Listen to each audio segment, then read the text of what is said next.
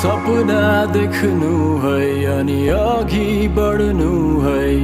धैर्यले दुःखको समुद्र तर्नु है बदलिन्छन् यहाँ भावना मनसँग मन टाढा हुँदा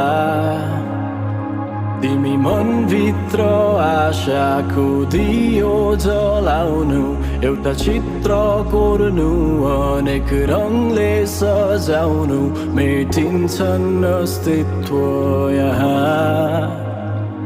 एक पल्लाई ओझेल हुँदा तर क्षितिज पारी